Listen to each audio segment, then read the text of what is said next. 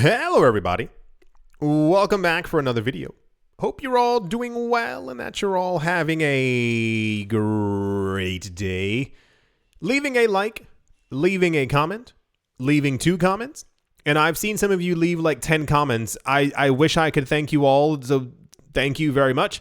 Are always very much appreciated. Very big thank you to everyone who is a clicker of affiliate links. Welcome back to another News I Missed, where I go over news I missed. I couldn't think of a cleverer joke, so I just said what I had to say. And without further ado, let's jump right into it. The Swiss stock exchange has approved Brazil's Hashdex to launch a cryptocurrency exchange-traded product in Switzerland. The Brazilian asset manager Hashdex received approval from the Swiss exchange to list cryptocurrency exchange-traded products in Switzerland. Thus, the firm aims to expand its global reach and provide its services to European investors. The European nation, what? Has displayed continent has displayed a favorable stance towards entities willing to introduce cryptocurrency exchange-traded products for a while now. According to a recent press release, the next organization to launch such an investment tool is Brazil's Hashdex. This initiative became possible after the latter received a green light from Swiss exchange. Hashdex's entry into the Swiss ecosystem will aim to establish a bridge between local and European investors who can then join the crypto world. This is worded very oddly. This is a little weird. I mean, and even more so, I would love to see a day where people realize that you can join the crypto world right now. Like, there's no actual barrier. There's no real barrier to entry. If you can use a crypto exchange on the computer, you can find a Bitcoin ATM. Like, it's very simple to get into the crypto ecosystem, but alas, here we are. So yeah, not the most exciting news, as whenever we have any kind of news that any other country besides the United States is launching a cryptocurrency exchange traded product or note or fund, especially one that's going to be physically in said coin, it never really makes the news. I remember the news that we had a couple of days ago that I think just within Western Europe, there are 80 Bitcoin ETPs. Cryptocurrency ETPs. So they are based anyway. I mean, they are Bitcoin, Ethereum. There's a Solana one. There's a Cardano one. I think there's a Litecoin fund. So, gotta get a move on. Anyway, cool. Like I said, it wasn't the most popular news because I think it's happening so often. Everyone's like, okay, they're just waiting for the American one, but you can enter the market at any time. It's not like there are many restrictions to get into the market. All right, that's the Hashdex news. And let's move on. Also in the news, this was, I think, kind of major, but I didn't remember anyone actually talking about this. A new version of the original Bitcoin software client launched by Satoshi Nakamoto has been released. Bitcoin Core 23, like literally version 23, was worked on by 132 developers over 7 months to bring tangible improvements to Bitcoin Core's wallet, peer-to-peer communication, and network fee estimation, and more. Yeah, so apparently there's a lot of stuff. I'm going to be scrolling through this because there's a lot of stuff going on. Apparently they added Taproot support. Bitcoin Core now enables the user to choose the new Taproot address type when creating a new wallet, even though that isn't the default, as many wallets in the ecosystem can send to a Taproot address. The user is given the option to create Taproot receiving addresses in a newly created wallet. As far as I remember, when the Taproot upgrade happened, I think it allows for more private type of transactions that aren't as easily traced. I think this also gave Taproot to I think smart contracts on the Bitcoin network as well. There were a lot of upgrades that were going on, but I think Taproot was seen as like the extra privacy layer when sending transactions. It says descriptor wallets are now the default, whatever that means. Bitcoin Core wallets now default to using descriptors when created. A significant chain that promises a better backup and recovery process for Bitcoin funds. Okay, that sounds kind of nice. Since the advent of hierarchical deterministic wallets, a Bitcoin wallet will typically use the recovery seed, which is 12 to 24 words, to generate a master phrase. The wallet then uses the master private key to generate a master public key, which can be leveraged to generate a nearly infinite number of receiving addresses through derivation paths. That is the same as recovering funds in a Bitcoin wallet, therefore, commonly depends on that derivation path, as most applications today default to HD wallets. Oh boy. However, descriptor wallets make it much easier for users to recover any funds by explicitly stating the derivation path is in the descriptor. The user is thereby relieved from having to care about the derivation path their wallet used. Wow, I've been waiting for that one for years. I don't know what I just read, but it sounded cool. Next up, typos on Bech32 can now be spotted. Wonderful. A Bitcoin Core user has the option to also now choose what coins or unspent transaction outputs to use in a transaction, but this coin control feature required manual selection of what unspent transaction outputs to use every time, a cumbersome and tiring process that is highly prone to error. I mean, I've been there thousands of times. I don't even know what I'm reading. Now, Bitcoin Core allows the user to indefinitely freeze an unspent transaction output. The freezing process is still a manual one, but the user only needs to do that once and then can rest assured that the coins they froze won't be automatically be spent by Bitcoin Core until the user unfreezes the coins. Okay. Broadly speaking, there's a change to port 8333 preference removed.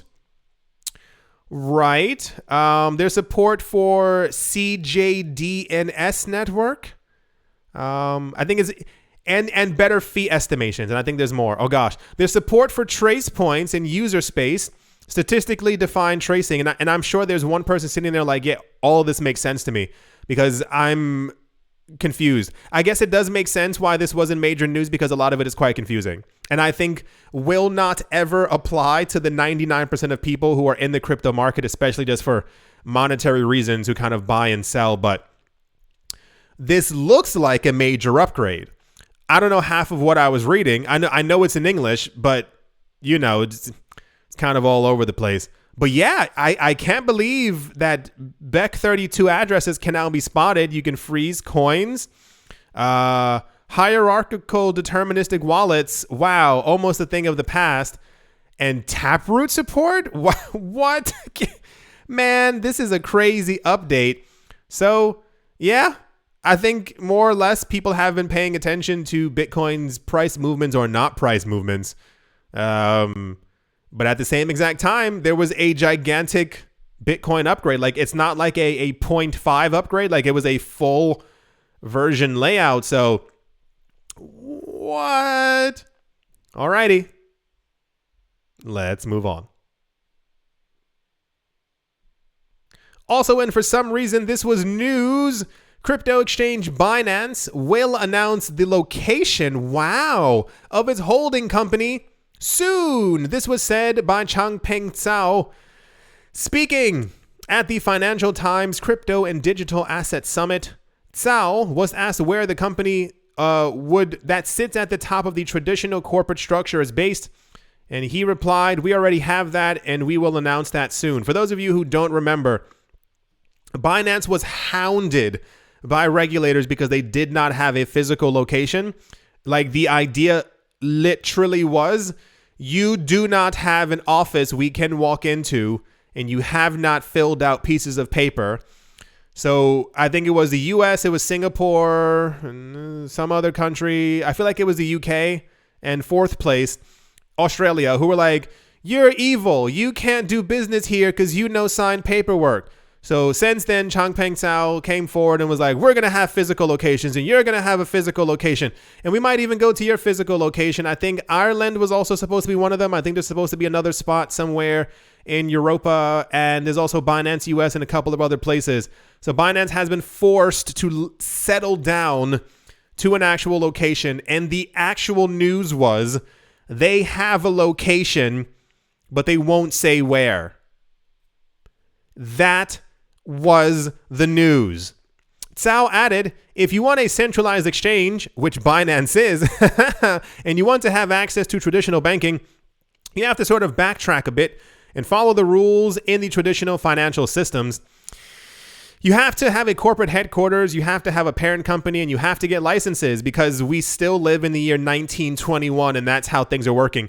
Isn't it weird that Binance did not have a physical location, did not have one, and they still thrived and survived? Wouldn't that mean that the old system isn't explicitly necessary? No, that's weird. No, why would I even think that? Has anyone else thought of those things so many other times? Where all the countries are like, oh, we need this because of money laundering and KYC and 1, 2, 3. And then we actually had companies like Chainalysis and Glassnode and third one who used to be like, well, actually, we went through the numbers and it's like, what was it? I think one time they found that 0.05% of crimes actually happened with crypto. So wait, doesn't that mean that the old system is then garbage? Or am I messing that up? And also the idea that, think of that, Binance did not have an explicit physical location for years and things were just fine. And regulators lost their minds because they did not have control. Think deep. Think really deep into how the space is and what regulators actually mean. They don't care that all this, that they don't care where all the money was moving, is they wanted to know where it was going because that's their idea of control. How much more Binance would have thrived if they didn't have a physical location? Such a weird, and I say it again, I wonder if we will ever be able to get away from the old system completely. I really wonder. I really, truly do actually wonder. Anyway, I have a lot more to say, but I won't rant on it because I'm not in the mood to rant for like another 45 minutes. But you get what I'm saying. It's such a weird system. It's kind of like the idea that we know that Bitcoin works. We know that Ethereum works. We know that Litecoin, XRP, Solana, you name your favorite coin, they work. You can send value around the world at a moment's notice. Why would we even think about needing banks? Why do we need Bitcoin ETFs and ETNs and ETPs when you can just directly buy the asset yourself? So weird. So weird. All right. That's the news was Binance will soon be announcing where the location of their company is. It's called News I Missed for a reason. All righty. Let's move on. Also in the news, 3 Bitmain Antminer S9 mining rigs will operate 24 hours a day outside of Fort Worth's City Hall to mine Bitcoin. Fort Worth, in the crypto-friendly Texas, will start mining Bitcoin by using 3 Bitcoin Antminer S9 mining rigs donated by the Texas Blockchain Council. The mayor believes the operational cost could be offset by the Bitcoin mined, which would be included in the city's balance sheet. Hope you're paying attention. Mayor Maddie Parker holds a cautiously optimistic attitude towards the latest move into the cryptocurrency industry, as she claims that Fort Worth will only decide whether to invest real cash for the mine after an assessment occurring in 6 months. Texas, this doesn't surprise me. I don't know if I'm supposed to be shocked or, oh my gosh, what? Texas? No, Texas is very crypto friendly. Yeah, that's it. So this doesn't surprise me at all. Like a lot of people, when they were in the first time in 2017, where China was like, Bitcoin terrible. No, none of you can do business here. Get out of here. A lot of people moved to Texas like immediately. And I was like, okay, well, like you have conversations with people over the phone. Hey, bro, we got like 9,000 machines here. Can we like move them to your state? Like you have to coordinate with someone. It's not as simple as they banned it. You put it into a box and then you kind of just ship it over and go, well, Texas isn't working. Where else can we go? So Yeah, I assume that this is, of course, being done for like publicity purposes, but I would not be surprised if through a company, shell company, if they already owned Bitcoin, had it somewhere, but the fact that it's now going to be like on the actual treasury balance sheet, I think that's meant to be the big news. But don't like, that all these politicians already own Bitcoin, right? We've gone over that 89,000 times on this channel. They already all own Bitcoin, right? Like, I don't think it's random that she was like, oh, yeah, I've heard of Bitcoin. I don't have any. I don't own any, but sure would like to mine it. All right, that's the Texas news. Unsurprising Texas news. I'm surprised that what's Texas's tax rate? Texas's tax rate. I'm surprised more people haven't moved there from New York or any other place to do their operations. All right, that's the Texas news. Is the first official U.S. city that is mining Bitcoin. I know there were towns who were also doing it, but I guess it's Fort Worth, so wonderful. Let's move on. And to finish things off in weird news, but this was also kind of popular, the world's first Bitcoin spot exchange traded fund is buying Bitcoin again after a month of selling. Data from on-chain monitoring resource CoinGlass, weird name, confirms that on the 27th of April, Canada's Purpose Bitcoin ETF bought 1,132 BTC, adding it to their holdings. Despite fears everywhere that Bitcoin is not yet done with its sell-off, an about turn at Purpose hints at increasing institutional demand. Beginning on the 28th of March, oh, that was before. Okay, I was like, what? When Bitcoin traded at $48,000, Purpose began reducing its exposure, which at the time totaled 36,000 Bitcoin. At the time of writing, they have 31,162 Bitcoin, and Bitcoin's trading wherever Bitcoin wants to trade. So the news is, they sold, and now they're buying back, as one would assume from a fund, because that's what they do. Santiment has also announced that people seem to be buying the dip, as the crowd interest and sentiment seems to be floating around the idea that people believe that at some point the prices may rise once again, and therefore they are accumulating now. So, little weird.